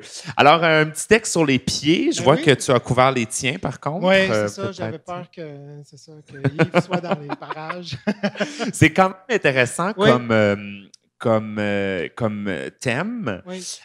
Bon, on est évidemment loin de la pandémie ou tout ça, là. On est du virtuel. On est vraiment dans quelque chose de très concret et très, je veux dire, précis quand même, le pied. Oui. Et j'avoue qu'en écoutant le texte, en écoutant Denis Martin nous lire ce texte, ça m'a fait penser à ce que je redis toujours. C'est incroyable à quel point on a une fascination pour les pieds dans la vie. Parce que on peut, je donne un exemple, là, prends une actrice d'Hollywood sur un tapis rouge, elle peut avoir une robe à 6 millions de dollars, des perles, des diamants, tout ce que tu veux sur le corps. Si elle porte des running shoes, c'est juste, on va voir, oups, le micro coupe, c'est juste ça qu'on va voir. On dirait que je ne comprends pas cette fascination. Autant on trouve souvent, la majorité des gens trouvent, pied. Oups, là, mon micro coupe. Je vais prendre celui avec fil. Donne-moi 30 secondes. Donc, voilà, on va y aller comme ça. Oui, autant on a une fascination pour les pieds, on trouve que nos pieds ne sont pas beaux, mais autant on accorde énormément d'importance à ce qu'on met sur les pieds. Je trouve ça fascinant. C'est fascinant, puis en fait, c'est ce qui nous a plu dans ce texte-là, parce que moi, c'est la 4e année que je fais partie du jury. Je suis très, très, très content chaque année parce que je sais que je vais être surpris. Il y a vraiment des surprises à chaque fois et ce texte-là en fait partie parce que dans la discussion, on s'est tous rendu compte que, on n'a peut-être pas ce fantasme-là du pied chacun, mais on a réussi à comprendre et à saisir l'essentiel de qu'est-ce que c'est qu'un fantasme et qu'est-ce que c'est que que les gens peuvent être comme ça, attiré par une partie du corps ou d'un fantasme quelconque, et bien l'expliquer. Oui, puis les difficultés aussi à vivre ce fantasme. Quand il nous dit que c'est un fantasme qui se vit seulement de juin à septembre, quand les gens ont les pieds dénudés et que le reste de l'année, c'est plus caché. C'est drôle, c'est niaiseux, mais c'est totalement logique en même temps. Et bien, ils passent à côté de quelque chose parce qu'on sent qu'ils auraient pu passer, ils ont passé un peu à côté de quelque chose. Tout à fait, oui, effectivement. Donc, c'est la finale qui nous avait beaucoup plu aussi. Oui, effectivement. Puis, tu sais, ça nous rappelle aussi une question de timing, des fois aussi. On le voit dans la vie, des fois, tu es à la bonne place au bon moment, puis là, ça fonctionne. Ou des fois, tu te passes à côté d'une occasion, d'une opportunité. Mais ce que ça nous rappelle, en tout cas, moi, je pense que ça nous rappelle aussi beaucoup, c'est que, dans le fond, l'organe sexuel principal, c'est le cerveau. Le cerveau est tellement complexe au niveau de la sexualité certaines personnes vont fantasmer sur des choses qui répugnent d'autres personnes. C'est fou, c'est tellement complexe, mais il faut se le rappeler que c'est le cerveau qui est le moteur et le centre, le point central de toute cette sexualité-là. Et on ne porte aucun jugement, en fait. C'est ça qui est super intéressant, parce que d'où le côté aussi de la séduction, c'est le thème qui était vraiment dans le central dans ce texte-là qui nous a plu. Et l'originalité, bien sûr, du fait justement de nous amener ailleurs pour la première fois, moi, c'était la première fois qu'on lisait des textes sur un tel fantasme. Sur les pieds. Les pieds particulièrement. Et on se rend compte que oui, effectivement, ça existe. Il y a des gens qui aiment les pieds et c'est bien. Et une autre chose qui m'a beaucoup plu, parce que, on lit les textes de façon anonyme, nous, on est vraiment, on ne sait absolument rien. Et lorsqu'on apprend à connaître les personnes qui ont soumis une fois que le choix a été fait, et on se rend compte qu'on a vraiment une variété extraordinaire d'auteurs et d'autrices qui oui. présentent des textes. Et j'étais ravi de voir que quelqu'un comme Yves, qui est un jeune retraité, qui décide de se lancer dans un projet comme ça, d'écrire une nouvelle aussi intéressante, aussi divertissante. Ouais. Alors ça nous a beaucoup plu. Une belle écriture, drôle, sensible. Oui. C'est vraiment le thème. Et voilà, on trouve qu'il y avait vraiment sa place là, parmi nos finalistes. Tout à fait. Est-ce que ce texte-là aurait pu être écrit par une femme? Est-ce que ça aurait pris la même tournure, tu Écoute, penses? c'est drôle que tu dises ça, parce qu'à un moment donné, quand on a commencé à savoir les noms, Oui. je me suis dit, d'un coup, que c'est une femme. OK. J'aurais trouvé ça vraiment intéressant. Oui. Mais ça n'enlève rien. Il a vraiment bien sûr super que bien non. écrit le texte. C'est vraiment... En fait, c'est la force de l'écriture. Mhm. La littérature, c'est ça. C'est de Oui. nous amener ailleurs, de bouleverser un peu nos propres sentiments, nos propres choses, tout à fait, et de nous absolument. ouvrir. Alors, c'est à ça que sert ce genre de concours wow. aussi. Ben, merci beaucoup Merci. pour tes commentaires là-dessus, Billy. Et merci à Yves Angrignon pour ce très beau texte, Pierre et Paul, sur le fantasme des pieds. Merci beaucoup. Wow! Écoute, le temps avance. Moi, je suis flabbergasté par toutes les belles découvertes qu'on fait aujourd'hui. On va y aller tout de suite. On va poursuivre. Nous avons notre 5e et avant-dernier texte qui s'en vient, qui sera lu par Pascal. Mais juste avant qu'on poursuive, je veux finir de vous présenter les événements qui s'en viennent pendant Fierté littéraire. Je vous ai parlé tout à l'heure que demain, mardi, nous avons notre combat des mots et que jeudi, le 13 août, sera présenté Transpoésie, animé par Pascal Cormier. Mais nous avons d'autres événements aussi qui s'en viennent. Vendredi, le 14 août, toujours à 18h, j'aurai la chance d'être de retour ici même au Cocktail pour animer une soirée qui s'appelle « On ne rit plus, mais on lit avec Barbada ». En fait, une soirée où on va vous présenter 6 auteurs et autrices, mais 4 ouvrages différents qui seront... et on aura la chance, évidemment, cette fois-là, d'avoir les auteurs et autrices sur place. On va discuter des textes avec eux. Ils vont nous lire des extraits très, très, très, très, très intéressants. Et je vous le dis, on va rire quand même un peu. Beaucoup même. C'est le titre de notre soirée du vendredi 14. Et on termine cette belle semaine, samedi le 15 août, en vous présentant Transport littéraire. Transport littéraire qui est une première pour Fierté littéraire. Ce sera une soirée dédiée à la littérature des communautés trans. Ce sera animé par Alexandre Drouin de l'Aide aux trans du Québec, ATQ, et une rencontre qui va donner la place et la parole aux auteurs et autrices des communautés, de ces communautés. Ils vont nous les faire découvrir aussi. Donc, également à 18h, samedi le 15 août, Transport littéraire. J'aime beaucoup le titre, Transport. Sur ce, on va y aller avec notre 5e texte. Nous allons inviter à nouveau Pascal Cormier. Et, Merci beaucoup, Barbada. Juste une petite précision, Alexandre a dû se désister. Oh, pardon. Alors, c'est moi qui aurai la tâche de le remplacer. Excellent. Donc, alors, on va te retrouver samedi pour Transport littéraire. Alors, Pascal, le micro est à toi. Alors, un texte de Miguel Doucet, « Je tue, elle, nous, vous, il ». C'est le titre. Je suis assis à la table de ce petit café. Je t'attends impatiemment pour entendre tes dernières nouvelles. Je sais que tu as du nouveau dans ta vie. Je suis curieux de tout savoir. Je sais que ces dernières années ont été difficiles pour toi. J'aurais tellement voulu faire plus pour t'aider dans cette situation merdique.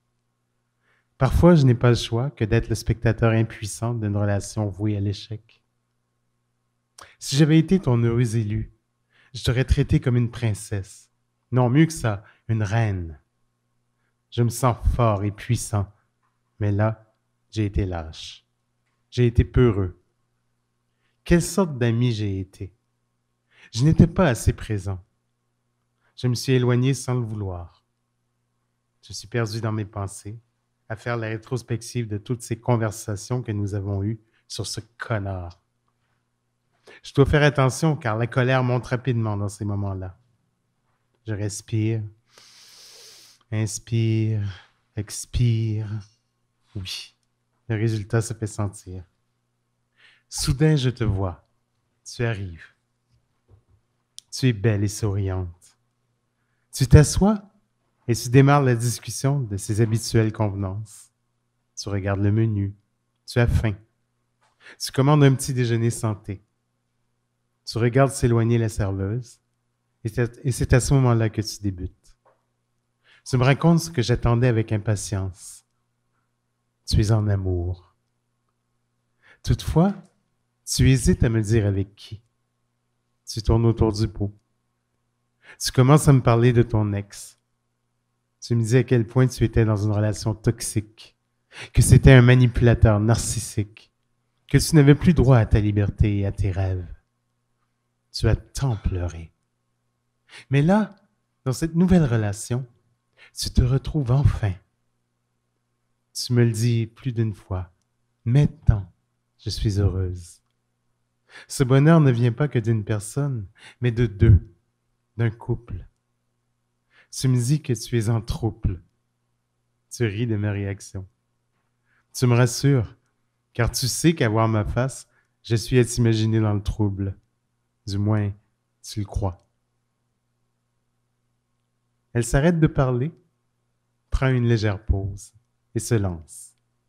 Elle me dit qu'elle est en trouble, que c'est un arrangement où 3 personnes décident d'être en couple ensemble, de vivre ensemble, dans son cas. Elle me dit que ce mot est à la mode et qu'avant on appelait ça une triade. Elle a dû apprendre la définition de Wikipédia par cœur. Elle me raconte cette rencontre avec cette femme mariée. Elle me dit ne jamais avoir été attirée par une autre femme avant elle. Elle est bisexuelle et son mari accepte qu'elle ait une compagne. Elle est à ses yeux son âme sœur, sa jumelle cosmique, sa beauté du désert de feu. Elle, cette belle rousse à la poitrine généreuse, c'est un peu cliché, j'en conviens, et au sourire ravageur. Rapidement, son mari a pris part au duo pour ainsi former ce trio. Elle me dit à quel point elle est bien avec eux. Elle a des étoiles dans les yeux. C'est comme nous deux, qu'elle me dit. Nous nous sommes retrouvés il y a longtemps. Lors de notre première rencontre, nous nous sommes retrouvés. Nous étions convaincus que nous avions déjà vécu ensemble, dans une vie antérieure. Nous étions persuadés que c'était à l'époque victorienne. Nous étions sûrement des lords ou des ladies. Cette royauté à laquelle nous nous devions d'appartenir, et rien de moins. Est-ce que nous fabulions? Et aujourd'hui, où en sommes-nous? Que dire de nos vies actives de citadins? Nous nous sommes perdus de vue. Nous nous sommes éloignés. Mais là, nous nous sommes retrouvés. Nous partageons cette complicité d'autrefois, celle des plaisirs de jeunesse, où tous les excès étaient permis. Mais nous avons été finalement si sages, avec du recul. Nous nous regardons avec affection, nostalgie, quand tu nous tiens. Nous sommes amis. Nous devrions n'avoir aucun secret l'un pour l'autre. Nous ne devrions pas avoir de jugement non plus. Et maintenant, nous sommes à parler de vous. Vous vous êtes retrouvés tous les 3. La chimie a passé. Un courant de sensualité et de douceur vous a réunis. Vous avez trouvé votre équilibre. Vous avez trouvé votre bulle de sécurité. Vous vous regardez avec désir. Mais vous êtes plus que des corps.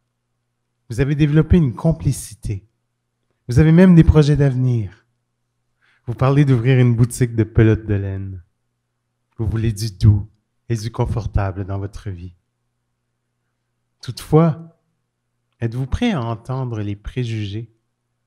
Vous savez les phrases telles que « Vous êtes une tribu! Hey, il est chanceux le garçon! L'homme-objet, ça ne l'épuise pas! C'est parfait pour faire du voyeurisme! Si une des filles est dans sa semaine, c'est pratique pour le gars. Vous avez trouvé la solution, une du matin et l'autre du soir. À 3, vous devez pouvoir explorer plein de nouvelles positions. Ça doit vous coûter moins cher de loyer. Vous devez avoir moins de tâches ménagères. Pouvez-vous échanger des vêtements? Vous pouvez discuter avec l'une et avoir du sexe avec l'autre. Vous pouvez discuter avec l'une et avoir du sexe avec l'autre. Vous devez avoir un grand lit. Vous devez avoir un médiateur au sein du trio. en vous disant enfin qu'il y en a un qui me comprend? Vous êtes sûr de ne pas finir la soirée seul? Vous passez encore comme hétérosexuel auprès de votre famille? Qu'avez-vous à faire de ces candidatons? Ils penseront ce qu'ils voudront. Ils sont là devant moi. Ils sont venus la rejoindre. Elle me les présente. Ils sont beaux. Ils rayonnent tous les trois de bonheur. Ils m'accueillent comme l'ami de longue date que je suis pour elle. Ils sont à discuter de tout et de rien. Ils ont leur boulot, le train-train quotidien, la vie simple. Pourtant, plusieurs pourraient croire qu'ils vivent quelque chose d'extravagant ou d'extraordinaire. Pourtant, ils sont là, de simples humains qui bavardent et rigolent. Circuler, il n'y a rien à voir. Je ne sais pas si ce mode de vie me conviendrait. Cependant, elle a trouvé le bonheur, et c'est ce qui me rend heureux. Je t'aime, mon ami. Tu as tant à offrir. Tu es une si belle personne. Elle s'aime pour la première fois de sa vie. Nous sommes bien tous ensemble. Vous êtes ce que vous désirez devenir, sans limite. Ils s'aiment. Le bonheur n'est pas un chiffre, mais je me pose une question. Est-ce que l'on a 2 fois plus d'amour?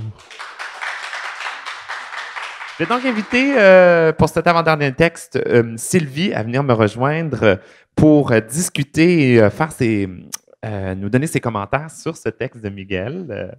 Merci à nouveau, Sylvie, d'être là. Oh, bouge pas, je pense que le micro... Oui, on a... Voilà. Des fois, il prend un petit délai à s'allumer. Voilà. Oui, mais à la caméra, la maison est en Ah oui, c'est vrai, quand même. Ah bon, là, c'est bon. Oui, je Alors, sais. oui, c'est un magnifique texte. Très intéressant aussi. Entre le premier et le deuxième, vous verrez tout à l'heure, c'est des textes à un niveau assez surprenant. Je trouve que Pascal a particulièrement bien donné aussi toute l'émotion de ce texte. Parce que par exemple, dans Chambre en ville ou dans ce que j'ai écrit, souvent, c'est un thème récurrent qui est le grand amour, là, c'est être capable d'aimer assez quelqu'un pour souhaiter son bonheur. Ah oui. Et ce texte-là, c'est quelqu'un qui est extérieur, qui s'inquiète, qui a un regard extérieur et qui, tout à coup, nous amène à aimer quelqu'un qu'il aime beaucoup et puis d'accepter avec lui que cette personne-là vive un grand amour à sa façon. Ouais. Il y a de l'ouverture, il y a tout. Il s'inquiète aussi de ce que les gens vont dire et puis c'est très bien fait, c'est excellent. Qui nous amène aussi à nous à réfléchir souvent sur ces préjugés qu'on a dès que c'est pas ce qu'on vit dans la vie. Ouais. Moi, je suis mariée depuis 35 ans à un homme, j'ai la vie la plus, je dirais, plate. Mais vraiment, le film hollywoodien des années 50, là, c'est ma vie. Mais je trouvais que sa générosité dans cette relation est extraordinaire. C'est un bonheur. Et de dire, oui, c'est vrai que les préjugés, quand c'est pas quelque chose que tu vis, ça arrive vite. Alors, c'est intéressant, l'énumération des espèces de questionnements ou de commentaires, souvent faits de façon un peu disgracieuse, évidemment, mais qui sont quand même des questionnements que les gens peuvent avoir. Puis il y a pensé, lui. Il a pensé, non pas à ce que les gens diraient de lui, mais de ce que les gens diraient de la personne qu'il aime. Et ça, c'est là où j'ai trouvé ça extraordinaire. C'est un texte d'une générosité fabuleuse, un amour comme on en voit rarement. Et puis, je suis contente. Pour eux, j'espère que c'est une histoire vraie parce que je trouve que c'est très, très beau.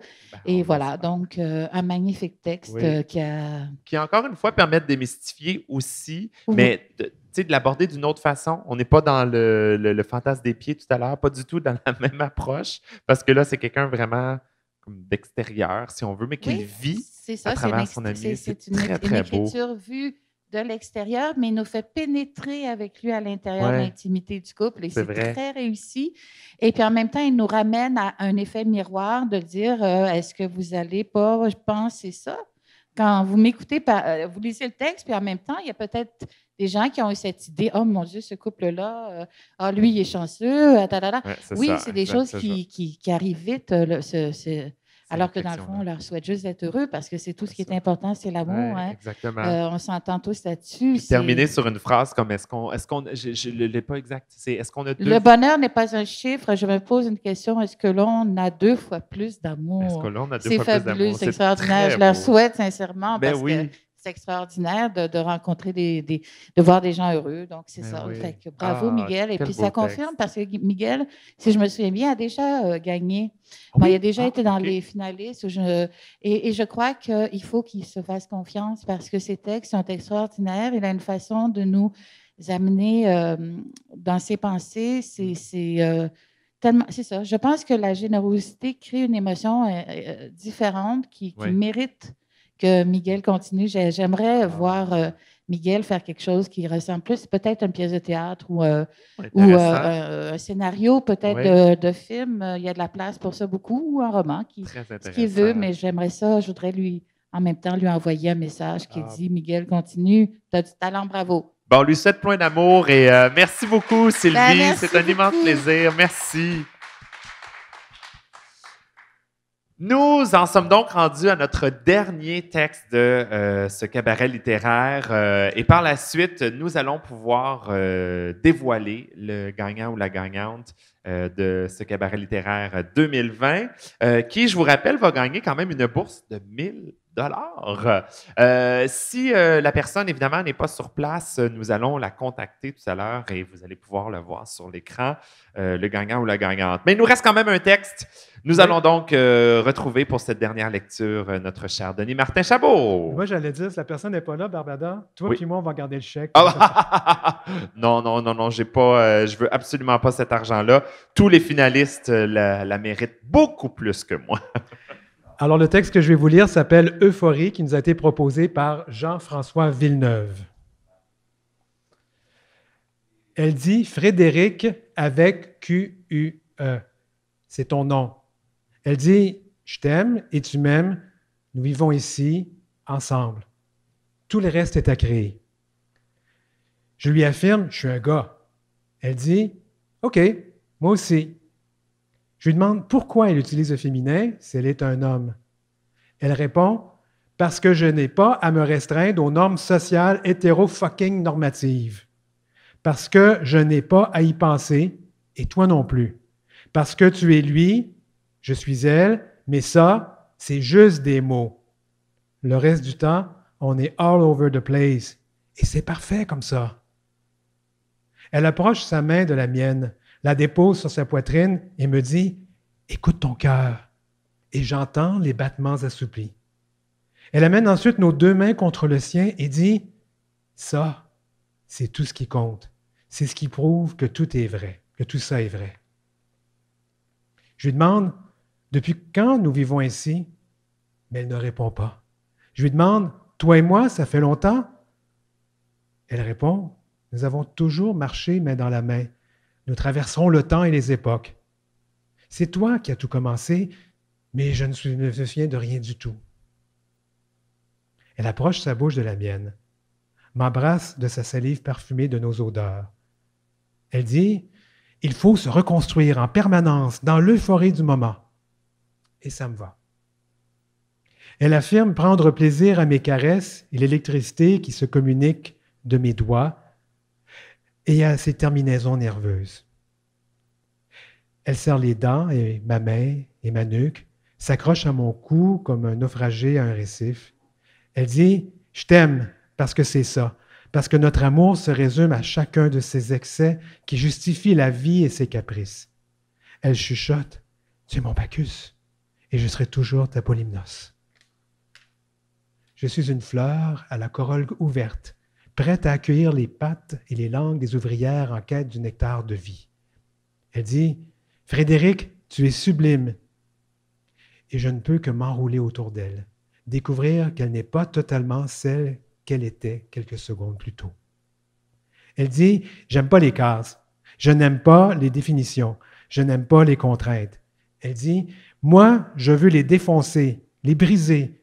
Je veux tout mettre à terre et varger dessus jusqu'il n'en reste plus rien. » Elle dit « Je veux vivre libre, libre de faire ce que je veux, comme je désire, et avec la personne que j'aime. » Je lui réponds Personne ne va t'empêcher d'être celle que tu aspires à devenir. Avec délicatesse et douceur, je rase sa tête avec un rasoir jetable qui coupe le cuir chevelu sous la mousse blanche à l'odeur d'aloès. Elle place sa main contre ma bouche et chuchote « Je souhaiterais t'avaler pour ne plus jamais me séparer de toi. » Chaque jour, je me réveille en elle. Je suis Frédéric avec Q-U-E, parce que ces 3 lettres sont importantes, parce qu'elles offrent toutes les possibilités, parce qu'elles fracassent la binarité, parce qu'elles veulent tout dire en laissant sous-entendre des options à l'infini. Chaque jour, la bombe nucléaire de notre couple, le matin des découvertes, des questionnements, des baisers sans lendemain. Si l'amour est radioactif, nous sommes la fission du cœur de Tchernobyl et notre appartement, le sarcophage à l'intérieur duquel les dieux se lovent chaque jour. Nous échangeons nos vêtements. Elle porte mes jeans et mon t-shirt troué en même temps que j'enfile sa jupe. Excusez-moi, oh my God, j'ai un petit problème de texte. Sa brassière, ses talons hauts. Elle dit « Tout ce qui est à moi est à toi, et je ne trouve rien à redire. » Elle s'est bandée la poitrine et pacté l'entrejambe. Ma tête flotte dans un nuage de fond de teint. Ses lèvres colorent d'un rouge électrique mon visage fraîchement lavé. Elle me confie « Je ne sais plus qui je suis. » Et je lui réponds « Frédéric avec Q-U-E. » Et elle m'embrasse encore plus fort. Il faut redevenir nos identités plurielles et la seule façon de réussir est d'ouvrir les yeux sans ciller et de ne plus connaître jusqu'où s'arrête notre propre corps. Elle dit « Nous danserons nus sous la pluie et personne ne nous verra. Et au soleil, nous serons 2 amoureuses qui marcheront dans la réalité de notre univers. Nous ferons l'amour contre les murs de briques qui nous déchirent le dos. Nous recommencerons au milieu de la rue parmi les voitures. » Allez m'excuser, la première fois que ça m'arrive, je fais ça, j'ai mêlé mes feuilles en furie. Il n'y aura pas de questions, pas de colère, pas d'incompréhension. Nos corps rugiront toutes les couleurs de l'arc-en-ciel et nous serons toutes puissantes. Elle dit, « Tu me prendras en toi et tout le monde verra que même ainsi, je serai ton amoureuse et aucune autre. » Elle crie, « Frédéric !» Mais elle répète, « Q-U-E, Q-U-E, Q-U-E » comme une incantation. Elle dit, « Fais-moi mal. Fais-moi mal encore plus fort. » Elle soutient, « C'est tellement trop, mais assez, mais pas assez. » Elle rit aux larmes et insiste jusqu'au sang. « C'est pas assez. » Elle veut mes dents dans sa chair. Elle me désire en elle et tout partout. Elle dit, « Je n'ai jamais autant connu de douleur, mais ça fait du bien. » Elle me supplie, « Déchire ma robe. Come on! Come on! Déchire-la en 1000 morceaux. Come on! Come on! Come on, me! » Son maquillage est une peinture de guerre. De gros traits tracés, avec tous les rouges à lèvres et crayons pour les yeux trouvés dans l'appartement, même les plus vieux qui se sont asséchés. Chaque rayure part de sa bouche et en éloigne comme d'un point de fuite inversé, traversant joues, menton, nez, paupières, crâne et oreilles. Elle scande « Aujourd'hui, c'est la révolution. Aujourd'hui, il faut tout détruire pour reconstruire un monde nouveau. » Elle proclame « Je suis le changement. Je marche parmi les hommes et les femmes et je les mènerai à la conquête de la terre promise. » Je lui demande ce qu'elle est. Elle me répond « Le vent du Nord qui soulève les foules et les amours. » Elle dit « Tu es Frédéric, avec Q-U-E, et tu régneras à mes côtés jusqu'à la 2e apocalypse. » J'aime ses caresses, sa voix, son look, sa passion, ses mains, ses hanches, ses seins, ses yeux, sa bouche, son corps au complet, sa fluidité. Elle rit. Elle dit, « Tu es pareil. Tu es encore plus genderfuck que moi. » J'aime ses mots, ses revendications, sa rébellion, son désir de justice, son amour, ses pronoms qui réussissent jamais à la décrire souverainement. Elle rit. Elle dit, Je vais te dévorer et te mettre au monde dans la même fraction de seconde parce que le temps n'existe pas. Il faut danser comme un roi et une reine qui se courtisent, comme deux rois qui se pourchassent dans l'espoir d'une conquête subite, comme deux reines qui s'observent sur l'échiquier, prêtes à tout pour vaincre et coucher l'autre et la dominer, elle et son rhénome. Wow! Merci, Denis Martin. Et merci à Jean-François Villeneuve pour ce très beau texte aussi. Ouh. Bon! C'est notre dernier texte. Je vais donc inviter notre troisième juge aussi, Billy, à venir me rejoindre pour discuter et faire ses présentations, ses commentaires sur ce très beau texte de Jean-François. Oui. Billy, écoute, j'ai encore des frissons. Ah oui? C'est vraiment... Mon Dieu, wow! Écoute, c'est un texte qui nous a complètement séduits. Tout le comité, ça a été un texte qui était unanime. Cet éloge à la liberté, c'est un peu revendicateur, mais c'est un amour aigu. C'est l'euphorie, comme le titre le dit si bien. C'est un texte qui a su vraiment, qui nous a plu par sa qualité littéraire, certes, mais par son ton qui est résolument moderne, qui est singulier, qui est vrai. On sent vraiment le vrai dans ce texte-là. C'est quelque chose de très fort. La quête identitaire, le queer, c'est tous des beaux thèmes qui nous a comme... C'est vraiment c'est sans faille. On a vraiment été littéralement renversés par ce texte-là. C'est amené de façon super imagée, avec plein d'analogies aussi qui sont très, très, très intéressantes. Ouais. Une foule d'énumérations aussi. C'est cette revendication contre l'hétéronormativité aussi. Oui. C'est très fort, c'est très puissant. C'est revendicateur, mais en même temps tellement sensible. Alors, c'est très beau. Ah, ben vraiment, un très, très, très beau texte. Ben merci, Billy. Franchement, je pense que c'est un thème qui est très intéressant, qui est très important aussi, ce désir de... Parce qu'on le sait, on a tous les jours à essayer de briser des barrières ou briser je ne veux pas dire des stéréotypes, mais des carcans. Puis ce texte-là nous amène plus loin à vouloir le faire. Même entre nous, je dirais. Oui, c'est vrai, très, très vrai, tout à fait. Ce texte-là vient un peu... remplir tout ça. Ah, ben merci. Merci beaucoup, Billy, et merci, Jean-François, pour ce très beau texte. On s'en va en musique. Nous allons aller retrouver à nouveau Julie Curley et cette superbe pièce. C'est le cabaret littéraire, c'est l'amour, genre. Alors, une magnifique chanson d'amour qu'elle va nous interpréter à l'instant. Et nous, on se retrouve juste après cette belle chanson, cette belle performance pour le dévoilement du gagnant ou de la gagnante de ce cabaret littéraire. On se revoit dans quelques instants et voici Julie Curley.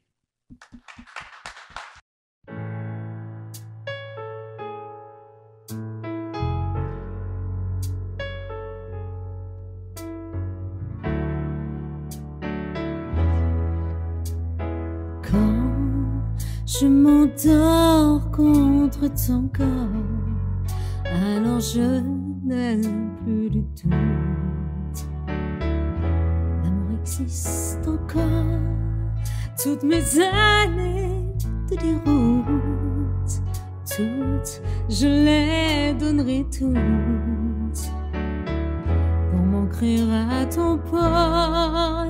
La solitude que je redoute, qui me guette au bout de ma route,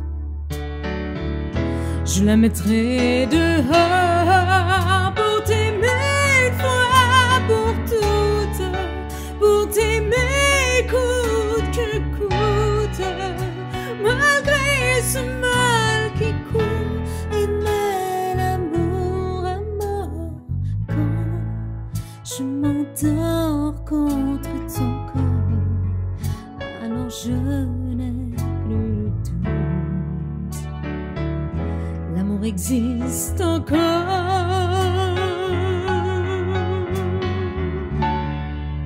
L'amour existe encore.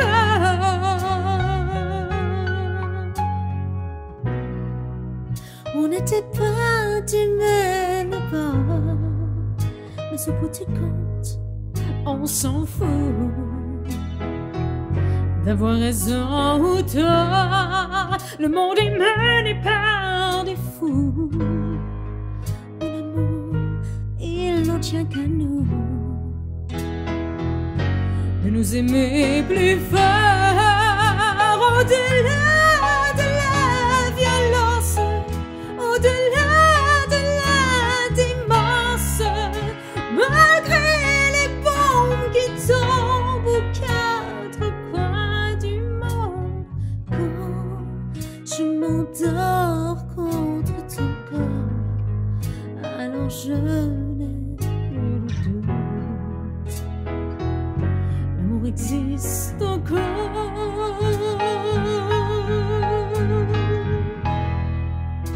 L'amour existe encore.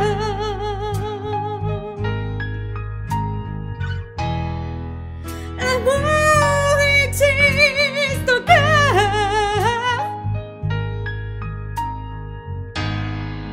Pour t'aimer une fois pour toutes, pour t'aimer coûte que coûte, malgré ce mal qui court.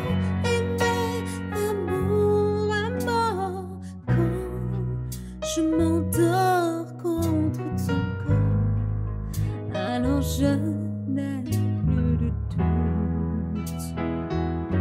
L'amour existe encore.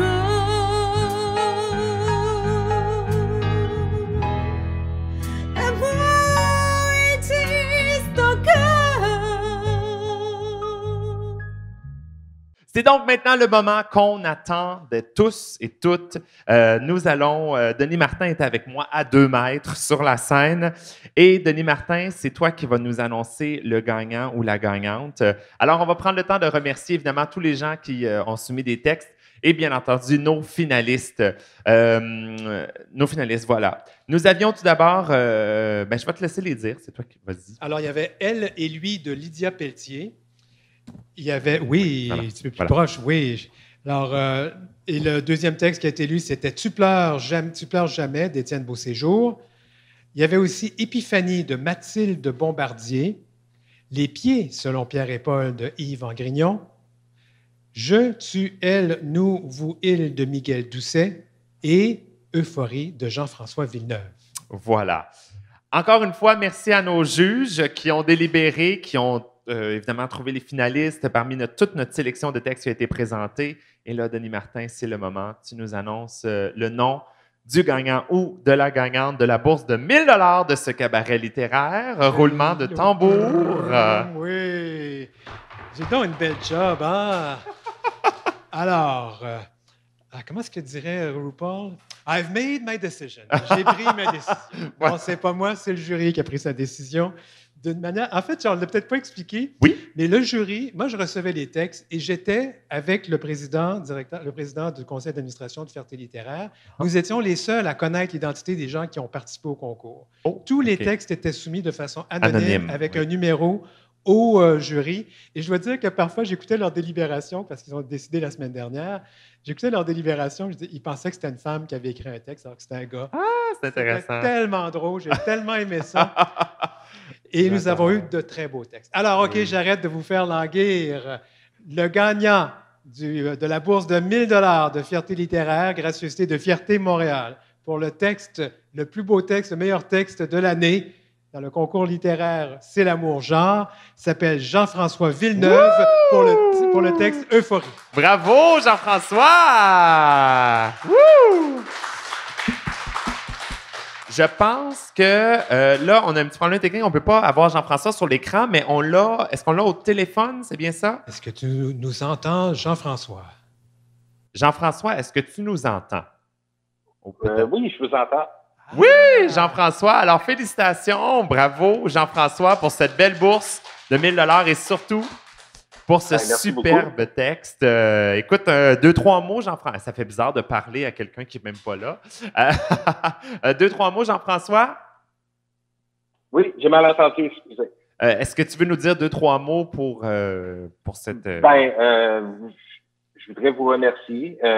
C'est sûr que c'est une histoire que je me suis amusé à écrire, que je trouvais vraiment le fun parce que j'ai vraiment joué avec la vulnérabilité puis la défiance avec l'intimité. Puis je suis content que ça ait plu au jury. C'est quelque chose que c'était le fun, c'était très intéressant à écrire. Ben, écoute, c'était très intéressant à lire aussi. Franchement, merci d'avoir soumis ce très beau texte, Jean-François. Puis bravo, une petite question vite. Le 1000 $, là, tu penses faire quoi avec ça? Sûrement pas partir en voyage, j'imagine, du moins pas tout de suite. Non, pas un voyage tout de suite, mais je ne sais pas encore. Bon, à voir, à suivre. Ben, merci, Jean-François, et bravo encore! Ben, merci beaucoup. C'est donc ce qui mettait fin à notre cabaret littéraire, c'est l'amour genre. Mais je veux vous rappeler que Fierté littéraire est là tous les jours de la semaine, à l'exception de mercredi. Demain, mardi, c'est le combat des mots qu'on vous présente, toujours à 18h sur la chaîne YouTube. Jeudi, c'est Transpoésie animée par Pascal Cormier. Vendredi, vous me retrouvez, moi, en compagnie de 6 auteurs, qui vont venir vous présenter 4 ouvrages différents pour la soirée On rit plus, mais on lit avec Barbada. Et finalement, samedi, Transport littéraire, aussi animé par Pascal Cormier, avec des auteurs et des autrices de la communauté trans qui vont venir nous parler de la communauté trans. Et tout ça ici même sur votre chaîne YouTube. Alors, Denis Martin, c'est un immense plaisir d'être là. Franchement, merci beaucoup, beaucoup. On va prendre le temps de remercier, bien entendu, nos juges, tout d'abord, qui ont fait le travail, qui n'avaient pas la tâche facile, hein? Non. Vraiment, vraiment pas. Alors, merci aux bibliothécaires de McGill et plein de... impliqués énormément dans la communauté littéraire. Michael David Miller, merci beaucoup. Merci, mon cher Michael. Librairiste, voilà, libraire oui. À la librairie de Verdun, qui était avec nous. Merci beaucoup, Billy Robinson. Et finalement, autrice très connue aussi, scénariste également, Sylvie Payette, qui était là. Merci beaucoup, Sylvie. Je veux remercier le cocktail de nous recevoir. Merci beaucoup d'avoir accepté de nous recevoir pour ces beaux événements. Je veux remercier, bien entendu, Fierté Montréal. Fierté Montréal, parce qu'ils y ont cru cette année. Avec la pandémie, nous étions convaincus que nous ne pourrions pas faire d'événements. Et ils ont été d'une générosité et d'un appui vraiment... C'est incroyable d'avoir pu faire ça. Adaptabilité aussi, de pouvoir revirer ça. Alors, nous, on est très contents de ça. Il y a eu aussi la Fondation Émergence qui nous a donné un petit coup de pouce. Alors, ça aussi, on le souligne. Leslibraires.ca, les librairies indépendantes qui nous appuient tout le temps. Je vais les nommer. Ils ne sont pas nombreuses. Le Guillion, ici, dans le village à Montréal. Zone Libre, qui n'est pas loin du village. Si vous restez dans l'ouest de la ville, il y a la librairie de Verdun. Et pour ceux qui nous écoutent à Québec, la librairie Vaugeois, qui sont aussi de nos partenaires. Excellent, merci beaucoup. Je crois que la Fierté littéraire est présentée par Fido, si je ne me trompe pas aussi. Alors, merci beaucoup à toutes ces belles personnes. Je veux remercier pour son excellent travail de lectrice aujourd'hui, lectrice de nouvelles, c'est pas le bon mot. Mais bref, elle a mis tellement d'émotions dans les textes qui nous ont été présentés. Alors, merci Pascal Cormier. Bravo. Et moi, j'aimerais remercier... toi, Barbada. J'aimerais te remercier parce que c'était la première fois qu'on faisait ce genre d'événement et on avait prévu de le faire devant une foule. Mais ça a été super bon. Tu es une très bonne intervieweuse. J'ai vraiment aimé ça. Ça a vraiment mis beaucoup de dynamisme à notre événement de ce soir. Merci. Alors, c'est certain que je vais te faire la grande demande. Oh mon Dieu, je suis ému. L'année prochaine? Oui. Attends, tiens, j'ai une bague. Là. Mets-moi la bague, la nonne au doigt, comme on dit. Hey, merci, Denis Martin. Je pense qu'on peut donner une bonne main d'applaudissement à l'organisateur de toute de ces belles fiertés littéraires. Denis Martin Chabot. Merci. Sur ce, on se revoit demain, si vous voulez, à 18h également pour le combat des mots. On vous laisse, par contre, sur une autre superbe chanson de Julie Curley qui va nous interpréter un classique, un très, très beau classique. Et on se revoit dès demain. Merci beaucoup d'avoir été là. Mon nom est Barbada. Je vous souhaite une très bonne soirée et surtout une bonne fierté. Soyez fiers d'être qui vous êtes et aimez-vous les uns les autres. Bonne soirée tout le monde! Pour terminer, un classique d'Etta James.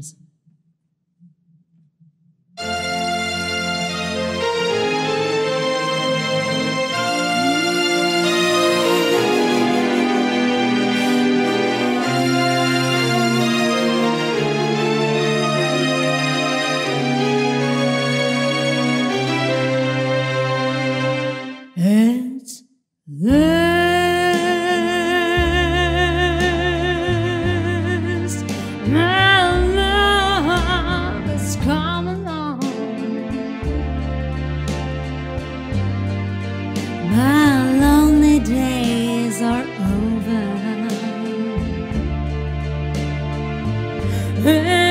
life is like a song. Oh, yeah. Oh, at last. The sky is above blue. My heart is wrapped up in clover.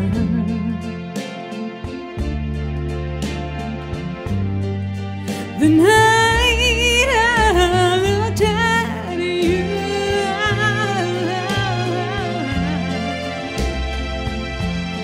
I found the dream that I could speak to, a dream that I can call my home. 'Cause I found the trail that pressed my cheek to, a trail that I never knew.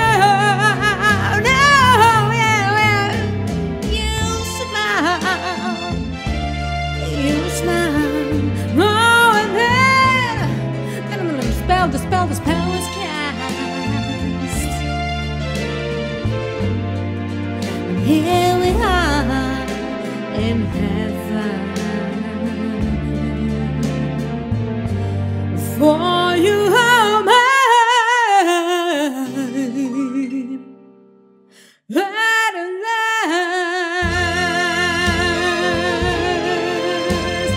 Yeah, yeah, yeah. Oh, at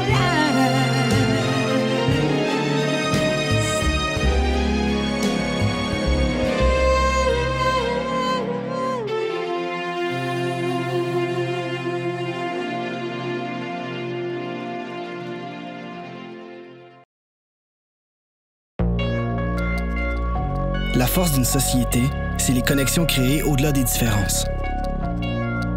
Se connecter nous fait grandir en tant qu'individus et nous transforme en tant que collectivité. Ensemble, on est plus solide. C'est ce qu'on fait de mieux. C'est ce qui nous pousse à aller toujours plus loin. Car les connexions, c'est ce qui rend notre monde plus fort. On connecte, on accepte,